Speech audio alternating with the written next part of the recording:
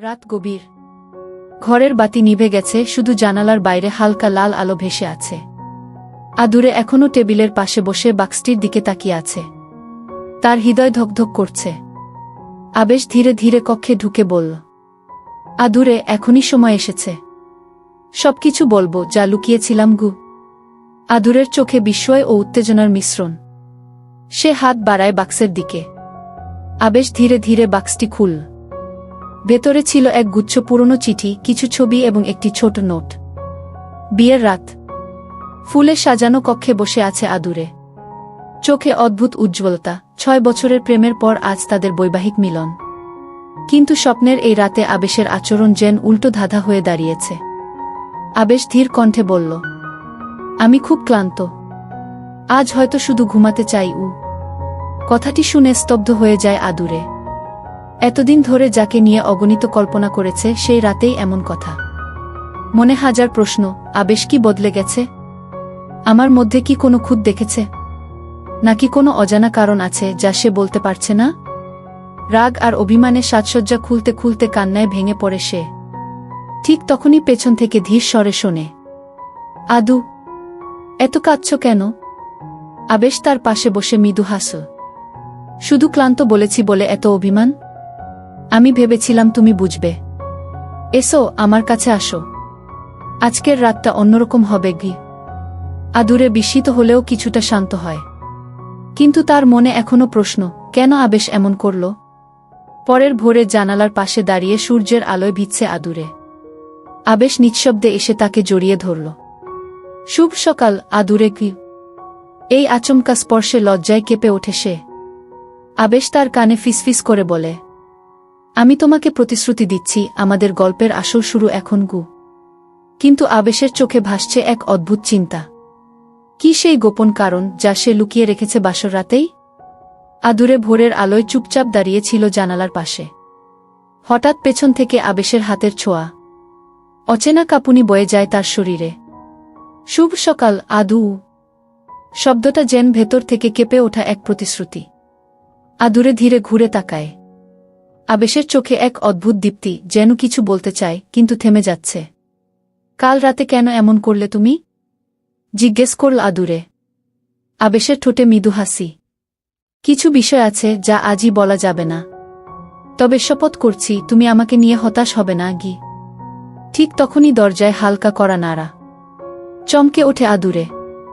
বাইরে ফাতেমা বেগমের কণ্ঠ। নতুন বউ, প্রস্তুত হও। দুপুরে বুভাতের আয়োজন আছে গি। আদুরে চোখ নামিয়ে রাখে। আর আবেশ ফিসফিস করে বলে, আজ রাতটা আমাদের হবে। আরেকটু ধৈর্য ধরো কি। বুভাতের অনুষ্ঠানে চারপাশে আনন্দের ঢেউ। কিন্তু আদুরের মনে অদ্ভুত অস্থিরতা। আবেশ বারবার চোখে ইঙ্গিত দিচ্ছে কিছু একটা জানাবে রাতে। কিন্তু হঠাৎ এক অচেনা যুবক দূর থেকে তাদের দিকে তাকিয়ে আছে গভীর দৃষ্টিতে। তার চোখের ভাষা যেন সতর্কবার্তা। আদুরে প্রথমে ভাবে ভুল দেখছে, কিন্তু যুবকটা অদৃশ্য হওয়ার আগেই ফিসফিস করে বলে, আবেশকে বিশ্বাস করো না। চমকে ওঠে আদুরে। কে সে? আর কেন এমন বলল? সন্ধ্যার পর কক্ষে ফিরে আসে আবেশ। হাতে ছোট্ট একটি বাক্স। আজকে তোমাকে এমন কিছু বলবো যা সবকিছু বদলে দিতে পারে। আদুরের বুক ধকধক করছে। বাইরে হাওয়ার শব্দ, কক্ষের ভেতর ফুলের গন্ধে ভরা এক অদ্ভুত আবহ। হঠাৎ বাতি নিভে যায়। অন্ধকারে আবেশের হাতের ছোঁয়া। সে ফিসফিস করে বলে, আদুরে, তুমি আমাকে যেভাবেই জানো, আমি তেমন নই গি। ঠিক তখন দরজার বাইরে পায়ের শব্দ। কে এসেছে? রাতের পর সকালে আবেশের অদ্ভুত আচরণে কিছুটা স্বস্তি পেলেও আদুরের মনে এখনো প্রশ্নের ঘূর্ণি। আবেশ তাকে জড়িয়ে ধরে বলেছিল, আজ রাতটা আমাদের হবে। শুধু আরেকটু ধৈর্য ধরো। কিন্তু আদুরের অস্থিরতা কমছে না। সারাদিন বুভাতের অনুষ্ঠান নিয়ে ব্যস্ততা চললেও তার মনে কেবল একটাই প্রশ্ন, আবেশ কি লুকোচ্ছে? দুপুরের অনুষ্ঠান জমে উঠেছিল। আত্মীয় স্বজনরা একের পর এক উপহার দিচ্ছে, প্রশংসা করছে নতুন বউয়ের সৌন্দর্য। কিন্তু অতিথিদের ভিড়ের মাঝেই আদুরের চোখ পড়ে এক অচেনা যুবকের দিকে। সে ভিড়ের বাইরে দাঁড়িয়ে শুধু তাকিয়ে আছে তাদের দিকে। তার দৃষ্টিতে ছিল এক অদ্ভুত সতর্কবার্তা। যুবকটি চলে যাওয়ার আগে কেবল একটাই কথা ফিসফিস করে গেল, যা শুধু আদুরের কানে পৌঁছাল, আবেশকে বিশ্বাস করো না গি। আদুরের বুক ধক করে উঠল। কে এই যুবক? কেন বলল এমন কথা? সে কি আবেশের কোনো বন্ধু, শত্রু, নাকি পুরনো পরিচিত? আয়োজন শেষ। অতিথিরা চলে গেছে। ঘর ফাঁকা, চারপাশে নীরবতা। কিন্তু আদুরের ভেতরে ঝড় বয়ে যাচ্ছে। আবেশের দিকে তাকাতে গিয়েও বারবার সেই অচেনা যুবকের কথা মনে পড়ে। আবেশ হঠাৎ কক্ষে প্রবেশ করল। তার হাতে ছোট্ট একটি কাঠের বাক্স। এটা তোমার জন্য এনেছি, কিন্তু খোলার আগে আমার কিছু বলা দরকার। এ দূরে বাক্সের দিকে তাকালেও হাত বাড়াল না, বরং জিজ্ঞেস করল, তুমি কি কিছু লুকাচ্ছ? আবেশ মৃদু হাসল। লুকানো নয়, সময় হলে বলবো। কথাটা বলেই সে জানালার পর্দা টেনে দিল। ঘর জুড়ে ফুলের গন্ধে এক ধরনের রহস্যময় আবহ। হঠাৎ বাতি নিভে গেল। অন্ধকারে আবেশের কণ্ঠস্বর, আদুরে, ভয় পেও না, আমি আছি। আদুরে আবেশের হাতের স্পর্শ অনুভব করল, কিন্তু তবুও মনে অদ্ভুত আতঙ্ক। এই অন্ধকারে যেন কারো ছায়া নরল দরজার বাইরে। আবেশ বাক্সটি টেবিলে রেখে ফিসফিস করে বলল, আজ রাতে সব বলবো। আমাদের গল্প বদলে যাবে। আদুরের বুকের ধকধক শব্দ যেন ঘরের নীরবতাকে ভেঙে ফেলছে। হঠাৎ দরজায় কড়া নাড়া। কে এসেছে এই সময়ে? আবেশ ধীরে ধীরে দরজার দিকে এগিয়ে যায়। আদুরে টেবিলের উপরের বাক্সটির দিকে তাকিয়ে থাকে। বাক্সটা যেন তাকে ডাকছে। ঠিক তখন দরজা খুলতেই দেখা গেল দরজার বাইরে দাঁড়িয়ে থাকা মানুষটি তাদের চমকে দিল। না, সে কোনো আত্মীয় নয়, কোনো অতিথিও নয়। তার মুখ আড়াল করা, চোখে ভয় আর তাড়াহুড়ো। আবেশ এক মুহূর্ত দ্বিধা করল, তারপর ধীর স্বরে বলল, তুমি এখানে কেন? লোকটি ফিসফিস করে বলল, আমাদের কথা বলতেই হবে, এখনই, না হলে দেরি হয়ে যাবে। আদুরে বিস্ময়ে তাকিয়ে আছে। লোকটির মুখের অর্ধেক দেখা যায়, কিন্তু গলার স্বরেই বুঝে যায় এটাই সেই অচেনা যুবক যে দুপুরে সতর্ক করেছিল। আবেশ লোকটিকে বাইরে নিয়ে যায়। আদুরের মন কৌতূহল আর আতঙ্কে ভরে ওঠে। হঠাৎ তার চোখ পড়ে টেবিলের উপর রাখা বাক্সটির দিকে। আদুরে ধীরে ধীরে বাক্সটি হাতে নিল। কাঠের তৈরি ছোট্ট বাক্স, ঢাকনায় নকশা করা অদ্ভুত প্রতীক। সে ধীরে ধীরে খুলতেই ভেতরে এক গুচ্ছ পুরনো চিঠি ও একটি ছবি। ছবিতে দেখা যায় আবেশ আর তার পাশে দাঁড়ানো এক মেয়ের হাসিমাখা মুখ। কিন্তু মেয়েটি আদুরে নয়। ছবির নিচে লেখা, তুমি ফিরে এলে আমি অপেক্ষা করব, লামিয়া। আদুরের বুক কেঁপে ওঠে। কে এই লামিয়া? আবেশের অতীত কি আমি জানতাম না? ঠিক তখনই দরজা খুলে যায়। আবেশ ফিরে এসেছে, চোখে চাপা দুশ্চিন্তা। আদুরে দ্রুত বাক্সটি বন্ধ করে রাখে, কিছু বোঝার সুযোগ না দিয়ে। রাত গভীর হলে আবেশ ধীরে বলল, আদুরে, কাল সকালেই আমাদের শহরে ফিরে যেতে হবে। এখানে থাকা নিরাপদ নয়। আদুরে বিস্ময়ে জিজ্ঞেস করল, কেন? কি হচ্ছে? আবেশ উত্তর দেওয়ার আগেই বাইরে থেকে ভেসে আসে গাড়ির শব্দ, তারপর গেটের কাছে তীব্র কোলাহল। কেউ একজন চিৎকার করছে, আবেশকে বের করো, তাকে আমাদের দরকার। আদুরে জানালার পর্দা সরিয়ে দেখে অচেনা যুবক আবার এসেছে, এবার আরও কয়েকজনকে নিয়ে। তাদের হাতে কাগজপত্র, যেন কোনো প্রমাণ। আবেশ আদুরের হাত ধরে বলল, যা দেখছ সবটাই ভুল বোঝাবুঝি, কিন্তু বিশ্বাস করো, আমি সব ব্যাখ্যা করব।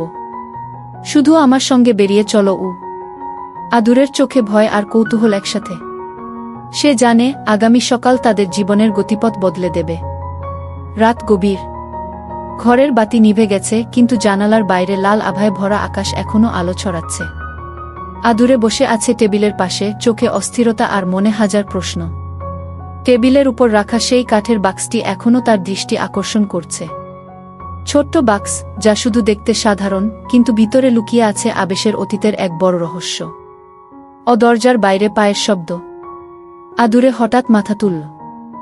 দরজা ফাঁক করে তাকিয়ে দেখে বাইরে সেই অচেনা যুবক যিনি দুপুরে সতর্ক করেছিল। এবার সে একা নয়, সঙ্গে আরও 2-3 জন। চোখে তীব্র রাগ আর আগ্রহের মিশ্রণ।